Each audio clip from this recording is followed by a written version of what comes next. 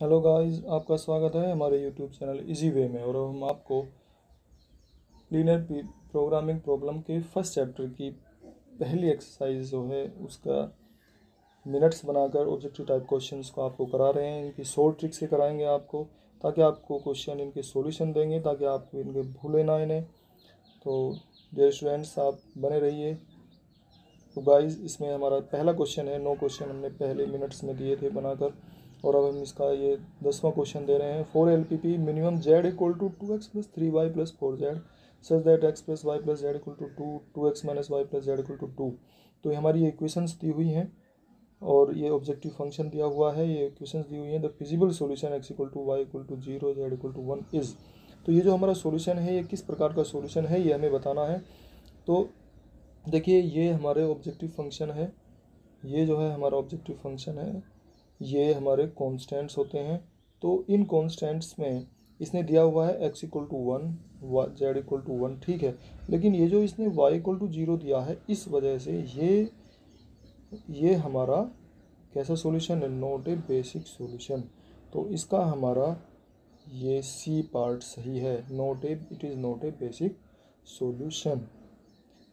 चलिए अब हम चलते हैं क्वेश्चन नंबर 11 पर। क्वेश्चन नंबर 11 जो है, इसमें दिया है the solution x equal to 1, y equal to 1/2, z equal to t equal to u equal to 0। ये सब जीरो दिए हुए हैं, जेड भी, टी भी, यू भी। तो the equations x plus 2y plus z plus t equal to 2 and x plus 2y plus 1/2 z plus u equal to 2 is. तो ये किस तरह का सॉल्यूशन है, ये हमें बताना है। तो बताइए ये किस तरह का सॉल्यूशन है। देखिए, इसमें जेड, टी और यू जो हैं, ये तीनों जीरो दिए हुए हैं। अगर ये तीनों जीरो दे दिए तो इसका मतलब इज ए। तो किस तरह का सॉल्यूशन है बताइए, नॉन बेसिक सॉल्यूशन। कैसा सॉल्यूशन है ये नॉन बेसिक सॉल्यूशन है। अगर इसमें जीरो ना होते तो फिर ये बेसिक सॉल्यूशन होता। जब चलते हैं क्वेश्चन नंबर 12 पर। एन आइसोप्रोफिट लाइन, एक जो आइसोप्रोफिट लाइन है, देखिए आइसोप्रोफिट लाइन जो हम बनाते हैं, आइसोप्रोफिट लाइन आपको पता होगा ये कैसे बनती है। तो आइसोप्रोफिट लाइन हम आपको बता देते हैं एक बार फिर से। हमने पहले उसमें बताया हुआ है कि मान लिया दीज आर टू इक्वेशंस, और ये इसका पर कोई परमिसिबल रीजन है बना हुआ, और परमिसिबल रीजन में जो आइसोप्रोफिट लाइन होती है, ये इस लाइन पर अगर हम देखते हैं, इस लाइन पर हर जगह पर कहीं भी अगर हम कोई भी पॉइंट लेंगे तो जेड की जो वैल्यू है, देखिए हमने जितने पॉइंट लेंगे, an infinite number of solutions all of which yield the same profit. तो वो जो है सेम ही प्रॉफिट देंगे। तो इसका जो है फर्स्ट ऑब्जेक्टिव सही है। Multiple number of solutions all of which yield the same profit. Question number 13 है, constant in an LP model restricts. एक जो कांस्टेंट है एलपी मॉडल में restricts value of objective function. क्या वो ऑब्जेक्टिव फंक्शन की वैल्यू को रेस्ट्रिक्ट करता है, मतलब वहीं रोक देता है, या कम ज़्यादा कर सकते हैं। Use of the variable resource, जो use of the available resources, जो अवेलेबल रिसोर्सेज हैं, क्या वो उनको सोल्व, उनके बारे में बताता है। Value of a decision variable, decision variable की वैल्यू चेंज कर देता है। तो बताइए इसमें हमारा कौन सा विकल्प सही है, बताइए, आप भी सोचिए।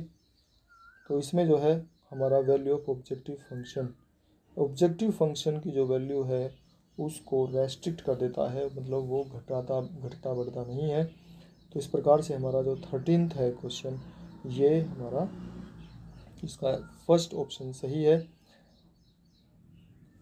14th क्वेश्चन पे चलते हैं। A feasible solution of the linear programming problem should satisfy the problem constants. जो फिजिबल सॉल्यूशन है लीनियर प्रोग्रामिंग प्रॉब्लम में, उसे problem constant satisfy the problem constants, तो कॉन्स्टेंट सबसे सेटिस्फाई करना चाहिए। Optimise the objective function, objective function को optimise करना चाहिए। या satisfy the problem constants and non negativity restrictions, satisfy the non negative rest. बताइए इसमें से कौन सा ज़्यादा सही है। तो इसमें कौन सा सही है, हमारा सी जो विकल्प है, सी ऑप्शन सही है, satisfy the problem constants and non negativity restrictions. तो ये तो इसमें दोनों चीज़ आती हैं, इसलिए ये विकल्प हमारा सही है। अब चलते हैं क्वेश्चन नंबर 15 पर। Consider the following statements regarding the characteristics of the standard form of a linear programming. तो लीनियर प्रोग्रामिंग की जो स्टैंडर्ड फॉर्म हम बनाते हैं, वो किस प्रकार से हम बनाते हैं। देखिए इसमें फर्स्ट पार्ट दिया हुआ है, all the constants are express in the form of equations. जो कॉन्स्टेंट्स हैं वो इक्वेशन की फॉर्म में होते हैं। सेकंड है, the right hand side of each constant equation is non negative. जो उसकी राइट हैंड साइड है वो नॉन नेगेटिव होती है, ये भी सही है। All the decision variable are non negative. जो डिसीजन वेरिएबल्स हैं x1 x2 देखो ये भी सब जो हैं हमारे किस प्रकार के होते हैं, नॉन नेगेटिव होते हैं। तो बताइए इसमें से कौन सा हमारा विकल्प सही है। इसका मतलब ये तीनों ही सही हैं। तो हमारा क्वेश्चन 15 का ये ए पार्ट सही है। ठीक है, ये पार्ट हमारा ए सही है, ए। चलते हैं क्वेश्चन नंबर 16 पर। In case of solution of a 2 variable linear programming problem graphical method 1 constant line comes parallel to the objective function. अगर वो ऑब्जेक्टिव फंक्शन के, समझिए ध्यान से और आप भी सोचिए इसे, बताइए। इन case of solution of a 2 variable linear programming problem, एक 2 वेरिएबल की लीनियर प्रोग्रामिंग प्रॉब्लम है कोई, तो उसमें ग्राफिकल मेथड से हम सोल्व कर रहे हैं। One constant line comes parallel to the object function line, comes parallel to the object function line. अगर वो ऑब्जेक्टिव फंक्शन लाइन के पैरेलल आ जाती है, देखिए मैं इसको आप दिखाता हूँ आपको। तो which of the following is correct, तो बताइए इसका कौन सा ऑप्शन जो है वो करेक्ट होगा। देखिए अगर ये तो हो जाती है हमारी ऑब्जेक्टिव फंक्शन की लाइन, ठीक है। और मान लिया 2 variable linear programming problem graphical method 1 constant line, एक कांस्टेंट लाइन भी है, comes parallel to the object function, और ये भी इसके पैरेलल आ जाती है। तो जब ये दोनों पैरेलल हैं तो कैसा सॉल्यूशन होगा, क्या होगा, ये देखो इसमें कहीं भी ये ना तो कहीं सोल्व हो सकते हैं, और ये अनबाउंडेड सॉल्यूशन होता है। तब कैसा सॉल्यूशन होता है, ये होता है हमारा अनबाउंडेड सॉल्यूशन। जब अगर ये लाइन पैरेलल हो जाती है तो ये कैसा सॉल्यूशन हो जाता है, हमारा अनबाउंडेड सॉल्यूशन हो जाता है। तो इसका मतलब ये हमारा इसका बी पार्ट है, सही बी पार्ट है, बाकी सभी रॉन्ग हैं। अब हम चलते हैं क्वेश्चन नंबर 17 पर। ये सामने है आपकी स्क्रीन के। The term linear means, linear term का क्या मीनिंग है, that all the relations in the particular problem is linear, all the restrictions in the particular problem are not linear, all the restrictions relations are equal in the particular problem, done none of these. तो बताइए इसमें हमारा कौन सा विकल्प सही है। तो हम ये जानते हैं, हमने देखा है ये कि जब जितनी भी इक्वेशन हम लिखते हैं, जैसे ये इक्वेशन लिखी है हमने 2x + 3y, 2x + 3y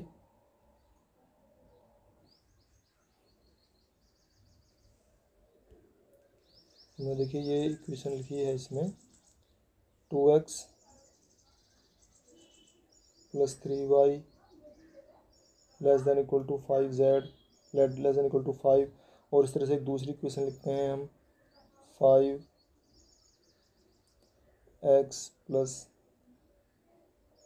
4y ≥ 10। हम ऑब्जेक्टिव फंक्शन लिखते हैं, मान लिया मैक्सिमम z = 10x + 7y। तो देखिए इसमें सब में पावर जो है, सबकी वेरिएबल की पावर सबकी 1 है, किसी की भी पावर 1 से ज़्यादा नहीं है।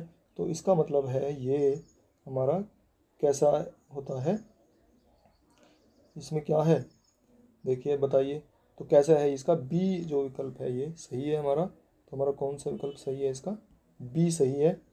तो देखिए हमारा, हम इसको बी जो पार्ट है इसका ये सही है। All the relations in the particular problem are, नहीं इसका 17 का हमारा the linear means all the relations that all the relations in the particular problem is linear. तो इसका ए विकल्प हमारा सही है। धन्यवाद। अगर स्टूडेंट्स आपको ये पसंद आया हो वीडियो तो इसे लाइक, शेयर और सब्सक्राइब कीजिए, इसको शेयर कीजिए अपने दोस्तों में, ताकि उनकी भी तैयारी अच्छे से हो सके।